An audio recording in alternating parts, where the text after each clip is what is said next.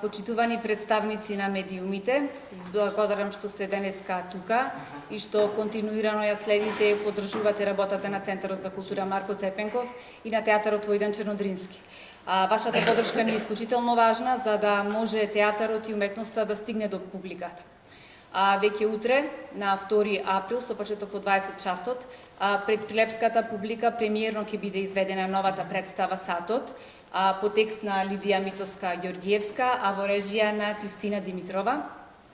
Ова е прва премиера за 2026 година, реализирана со поддршка на Министерството за култура и туризам, а воедно сакам да истакнам дека оваа година со финансиска поддршка на Министерството за култура и туризам ќе реализираме вкупно 5 проекти од областа на драмската дејност, односно 5 нови представи. Тие се Животинска фарма во режија на Кентрин Бријани, Девојките на Марко во режија на Синиша Ефтимов, Лет над кукавичкото гнездо во режија на Ѓорги Ризески, Ловец воршта во режија на Мартин Кочовски и Саатот во режија на Кристина Димитрова, и Саатот е првата од нив. Представата се подготвуваше во сцената 105, простор кој возможува поинтимен и пофокусиран сценски пристап. Ние како институција се прилагодуваме на условите во кои работиме и настојуваме тие да ги искористиме како потенцијален капацитет. Сакам оваа прилика да ја искористам да се заблагодарам на целиот авторски, актерски, технички тим и на сите кои беа вклучени во создавањето на представата, затоа што вложија голем труд и потенцијал за представата да изгледа така како што изгледа. Така што верувам дека пред публиката ќе донесеме една искрена, интимна и современа театарска приказна, која ќе ги натера гледачите да размислуваат за времето, за животот и за промените околу нас. Затоа ги повикувам сите љубители на театарот да дојдат, да ја гледаат представата и да уживаат во неја. Подетално за самиот процес и за концептот на представата ќе зборуваат членовите на авторскиот и актерскиот тим. Сега му давам збор на раководителот на театарот Михајло Миленковски за да ги представи членовите на тимот на оваа представа. Ви благодарам од мене. Добар ден, благодарам на присуството. Почитувани колеги, да имате убава премиера. Позволете ми да ви посакам вака и јавно. 2 април 2026 во 20 часот Народниот театар Војдан Чернодрински ќе има премиера.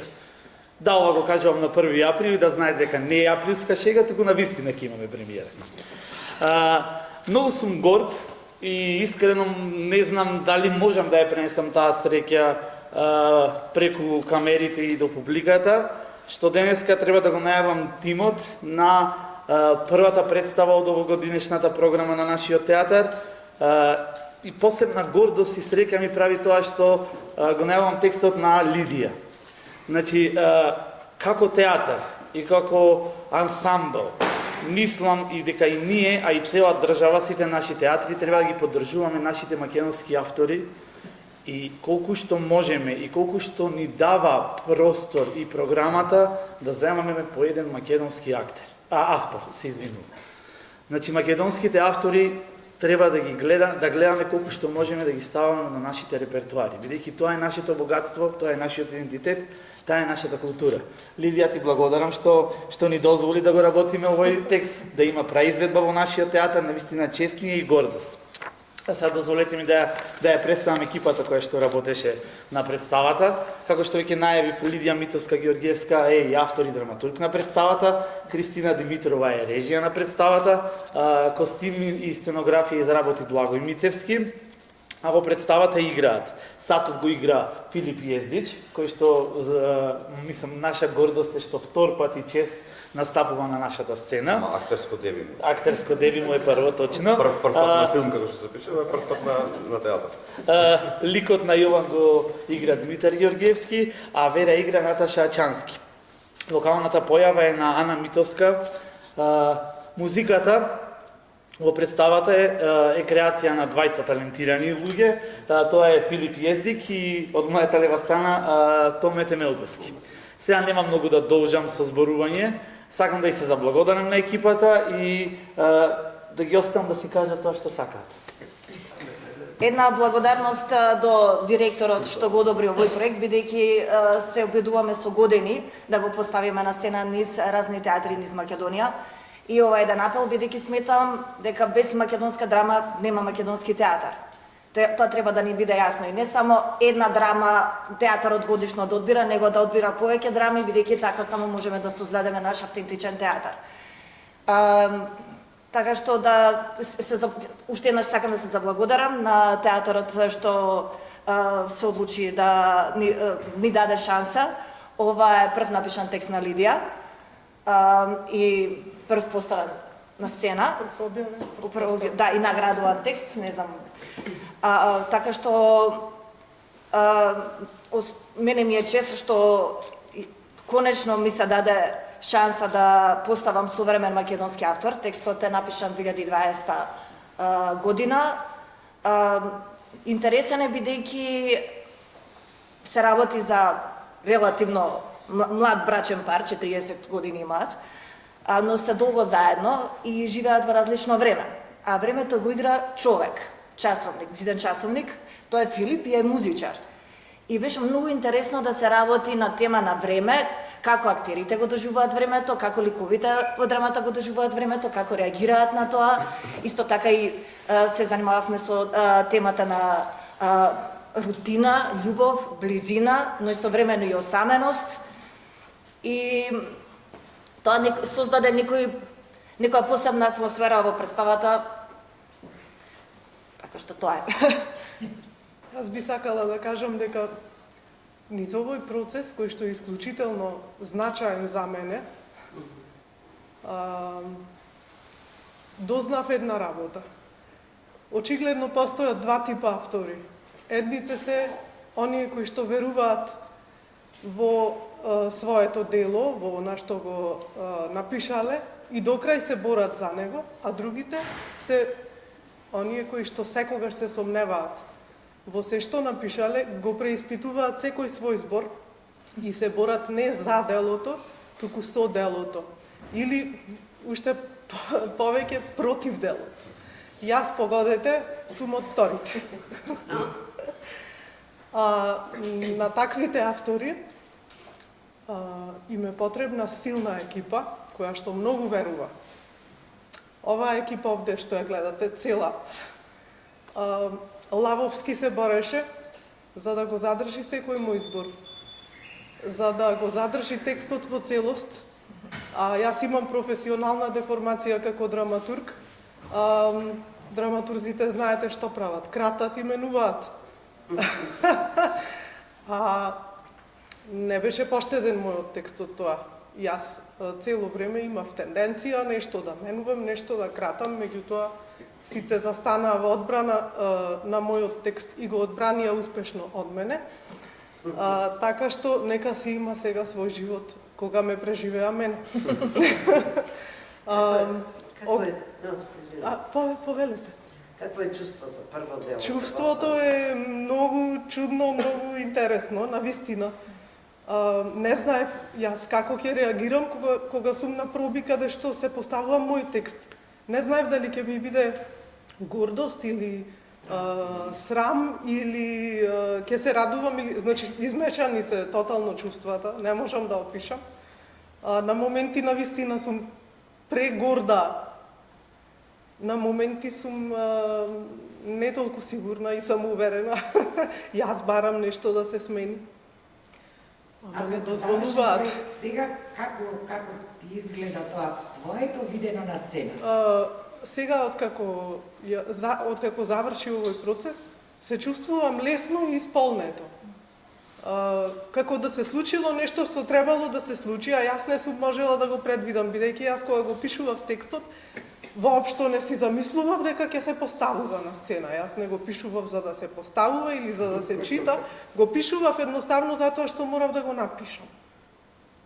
Кажи ми, колка е разликата меѓу сликите кои што ги гледаше, дури го пишуваше текстот и она што го гледаш сега на сцена? Многу голема. Има огромна разлика. Навистина, ова е добро прашање. Јас, кога веќе си замислував како би се поставил овој текст, не можев да замислам дека ќе се добијат овие аспекти кои што Кристина успеа да ги извлече заедно со актерите од текстот, ми покажа дека текстот е подлабок од тоа што јас мислев дека е, дека дава повеќе можности од тоа што јас можев да си го замислам. Јас многу посиромашно го замислував. Сето тоа некако се склопи и со сценографски, костимографски, музички. За музиката исто така не можев да си замислам како би функционирала. Музичкиот дел за мене беше посебно интересен. Додава многу. Сакам само да биде јасно дека оваа екипа го облагороди она што јас сум го направила. Немаше да биде без оваа екипа возможно текстот да го доживее својот вистински потенцијал. Многу сум благодарна. Уште нешто, посебна чест ми е што мојот прв напишан, прв објавен текст прв пат се поставува во мојот матичен театар. Знаете колку е тешко да се биде пророк во своето село. Мислам, во тој контекст, како да ги мотивираме младите драмски автори, за да имаме повеќе домашни драмски текстови? Како да ги охрабрите, еве низ вашето лично искуство? Не треба драмски текст. јас не знам, бидејќи јас цело време чувствував поддршка од луѓе околу мене, поддршка од мојот театар, некако ми ја дадоа својата доверба. Не знам како тоа се случи, не знам како да се мотивираат авторите. Јас како автор многу ретко пишувам. Ниту се осмелувам некому да понудам текст за да се поставува. Не знам како тоа функционира, едноставно немам стратегија, немам политика за тоа, веројатно тоа треба да се мисли. Треба да се мотивираат режисерите и продуцентите, не авторите. Авторот се пишува. Ама некој треба да го постави нешто се напише. Во тој контекст која прави таа репортажската програма? Михајло кажа дека еве една само представа годинава ќе имала домашен автор. Кој прави таа? Зошто немаме повеќе домашен автор? Сакаш да се смениме? Мислам, јас ви благодарам стварно на сите за соработката и за учеството и за сите заложби, за сета креативна енергија. Ова е нешто што го добив, што не можев да замислам дека ќе го добиам во животот. Ова е непроценливо искуство. Благодарам. Годишната програма ја избира и се одлучува кој ќе работи уметничкиот совет. Значи ние имаме уметнички совет кој што е составен од актерите и режисерите и драматурзите во нашата институција. Примаме во текот на целата година предлози од режисери, разгледуваме и одбираме кој ќе работи во следната година. И редовно имаме македонски текст на репертоар и преизведби имаме. И преизведби имаме многу, да. Немаме толку добра понуда од домашни автори што То за режисерот сака да кажа. Зависи, значи, кога праќаат предлог програма што би работеле, режисерите се избираат, значи доаѓаат со кој текст би работеле, што сакале да работат во нашиот театар, концептот како ќе изгледа представата и според тоа што го добиваме ние избираме дали да ќе работиме или не. Значи режисерите ги избираат. Да, режисерите ја избираат екипата, како ќе изгледа представата, концептот и кој текст ќе го работат. Како да се мотивира режисерите, беше прашањето да изберат Не македонски знаеме ли како автор. води процедура за тоа прашање? така. Така одела не знаеме. Значи режисерите, што видиш, практично се тие кои го утврдуваат и репертуар. Тој има замисла и проект. Годишниот репертуар на театар. Понуда. Да, само да допълнам дека затоа и 5 години аплицирам со овој проект по театри, бидејќи зависи од мене, но зависи и од директорите и од уметничкиот совет дали ќе го одобри тој проект или не. Вака, прво ми е многу драго затоа што во нашиот театар ние прилепчани и нечи никој не го прифаќаше текстот, режисерката кажа дека го понудила во неколку театарски куќи, не знам колку години поред, и многу ми е драго затоа што имаме прекрасна представа, затоа што се случува во Прилеп и сме цел тим прилепчани. Имаме малце еден од Битола, ама при помош. Многу ми е драго што сум дел од ова првенче на Лидија. Со Кристина ова ми е трета соработка, со Димитар не знам која. Поред. 23.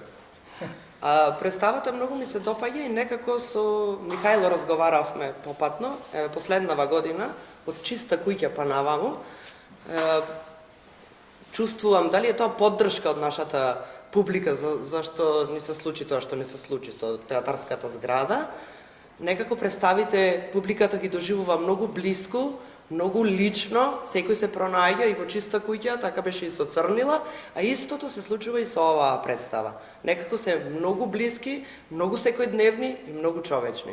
Многу емоции испреплетени и секоја од овие представи што ви кажав, некоја друга емоција буди и секој се препознава. Тука, секој од публиката, дури и ние кои работевме, нешто си препознаваме од себе си, така се надевам ќе биде и кај публиката и баш ми е драго, ова не ни беше планирано вака да излегуваат представите поред, ама имаме прекрасна представа. Мислам, една тема која е вечна, без разлика кога го напишала текстот и по 20 години да се постави повторно, се надевам ќе има успех и во другите театри, да видиме малку надпревар на ист текст, дека темата на времето била од секогаш е и ќе биде за некого проблем, а за некого ништо. Комфорт. Како? Комфорт. Да. Ништо. И на коликот што го играм, ја играм жената, Вера, која има проблем со времето. Таа има проблем, не за времето и представува проблем и поминува времето. Немам време. Нема време. Нема време за време. Не, има чувство дека нема време за ништо. Повели. Сега, ајде. Димитар?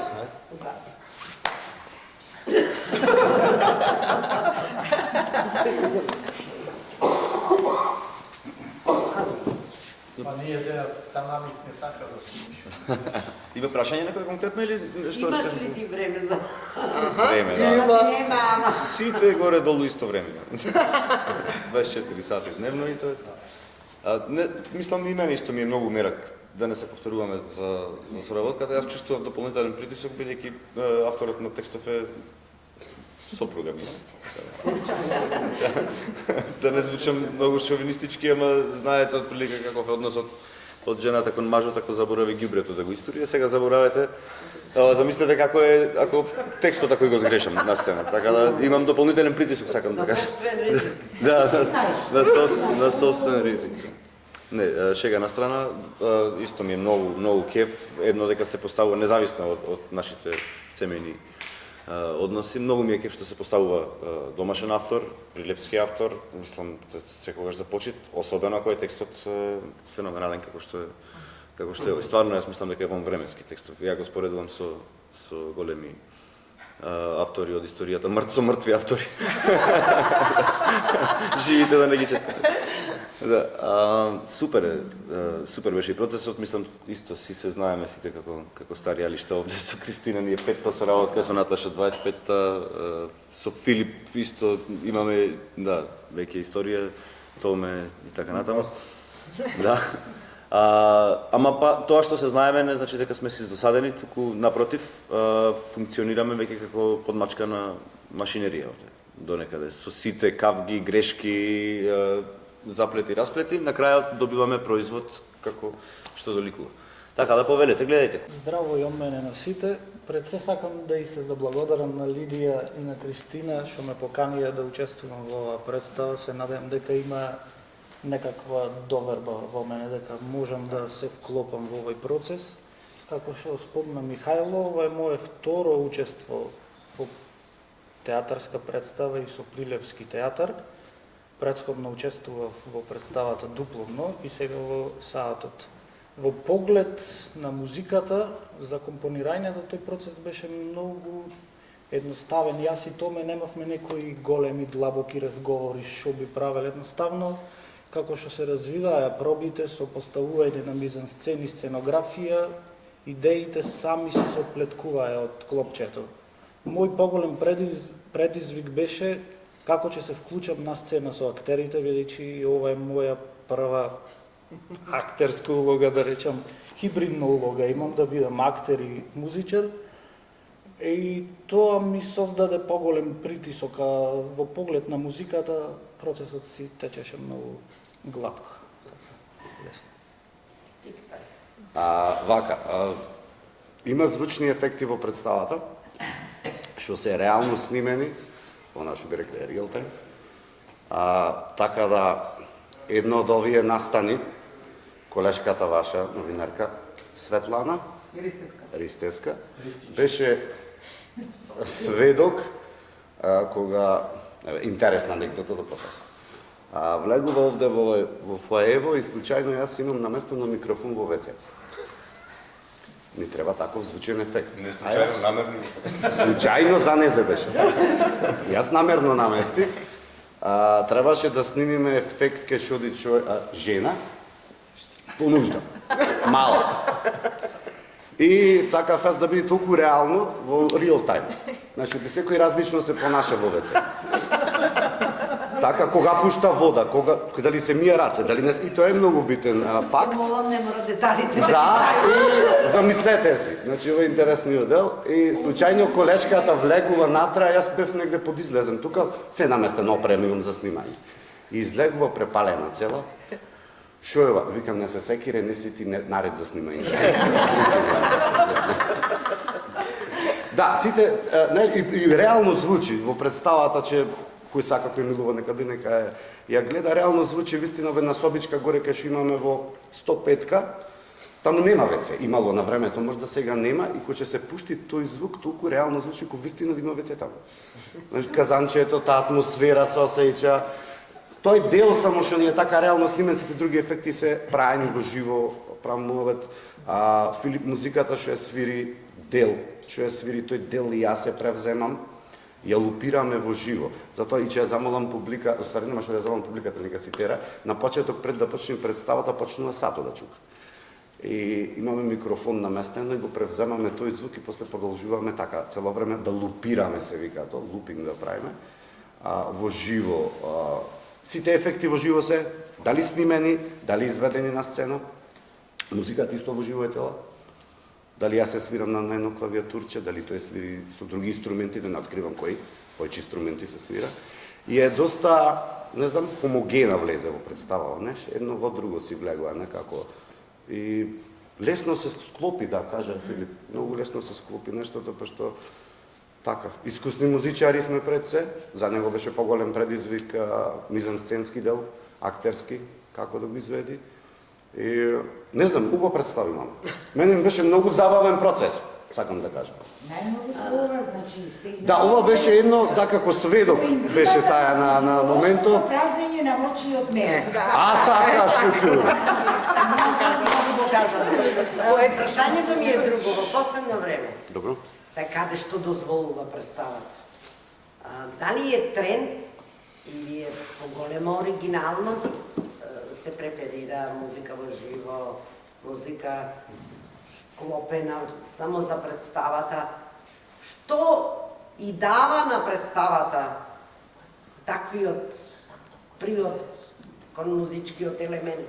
Така, прво за мене не е тренд, за мене е проклетство. За мене е проклетство. Многу работа ето. Вака, не зошто е попрактично. Не мора да е секој пат пример да има музика во живо, да. Но во случајов е подобро, пошто театарот е жива материја, не е филм. Што значи може и актерите некој пат да не бидат до стотинка или секунда, оти музиката си бара точен ритам да има, точна секунда, знаеш. И овде е добро што ги следиш ти во живо актерите како тие го кажуваат текстот пример, или како диша со представат и ти дишиш со нив. Динамиката, како е воза тие, ја вода, така ја водиш и ти. Можда и за тоа е малце олеснителна една околност за музика во живо, од една страна. Ама ако имаш осет. Ама, да сега, еднаш ќе сгрешиш во тоа, нема пак да те викна. А кај нас веќе пракса стана музика во живо, веќе 20 години. Бара концентрација голема, да се следи. Па бара и да пушташ музика, плей да е, онаква бара концентрација. Знаеш, тој што ја води представата не е само техничар, тоа се вика тон оператор, не се вика тон техничар. Тон оператор е, значи, уште еден актер или светло оператор. Уште еден актер на сцената е. Треба точен, онаква, сенс за филинг, чувство за осет да има, за да ја води работата. Треба да има чувство за осет. Да, не е само стегни сега плей, че чекам овде ми рекоа мене гласно, овде е тивко. Значи, тоа треба да го заборави секој утре други што сака. театар да се со театар да се бави. Не може да биде. Значи да, тоа е уште еден дел од од ансамблот што треба да диши со представата. Што викам, тоа во сожива музика е многу полесно да се изведе.